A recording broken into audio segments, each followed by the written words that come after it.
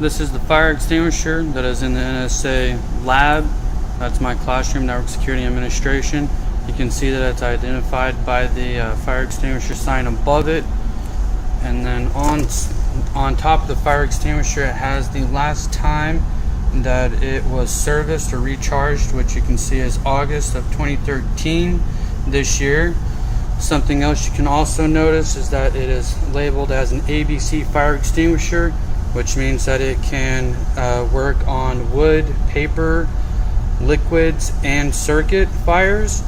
And it also has a recommended or proper usage on the label. That way you can extinguish the fires properly. The emergency shutoff switch is identified by the square with the lines around it in red. Also is identified by the arrow pointing straight down to where its location is at.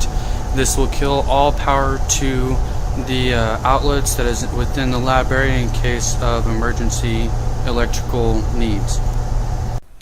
This is a circuit box that provides power to the entire lab within my program. It allows for being logged so that nobody, unauthorized people, cannot get access to it. Also, it is identified by the cautionary of the yellow and black tape that goes around the particular circuit box. This is the emergency eye wash and skin flush station. This station is really used for only skin flushing to start getting chemicals off of the skin while they make their way to the larger eye wash station and skin station that we have. This is the location of our other eye wash station that they would actually come to. Notice that on the door it is labeled eye wash station. On the inside, here is the actual eye wash station that would be used for the long period of time, and also right next to it is the material safety data sheets, so that can be looked at to see what other needs or requirements need to be done depending on what chemical that they were in contact with.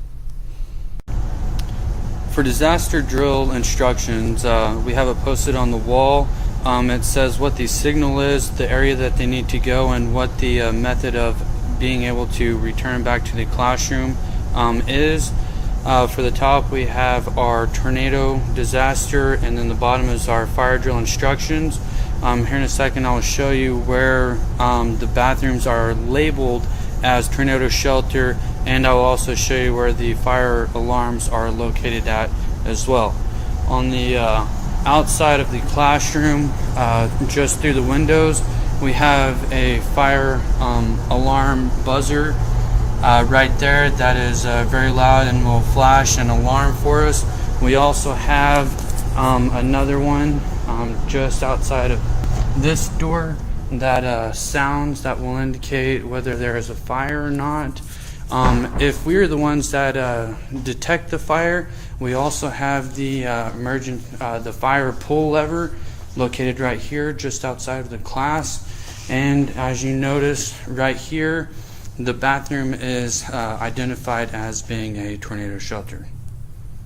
One thing that I forgot to announce about the disaster drill is that anytime there's an announcement done, we do have speakers in the ceilings that will broadcast what the emergency is, so that way the students can clearly hear what action needs to be taken. Here we have identified that all exits that are not an exit are labeled with the not an exit dill at the top of the door, and you can see that the doors which are exits are labeled with exit at the top. This is also a glow-in-the-dark sticker, so that in case of power loss, then you can see that the stickers will light up.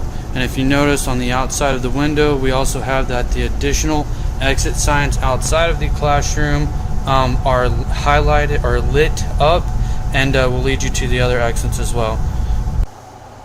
Another item we have in the lab for safety is that in case of power loss, we have flashlights located along the walls that will give us emergency power. We also have 3 lights in the ceiling that stay on at all times, and a power loss to help with that issue as well. For material safety data sheets, we have it located here in our bookcase. It stands all by itself, so it's easily visible along with its bright colors.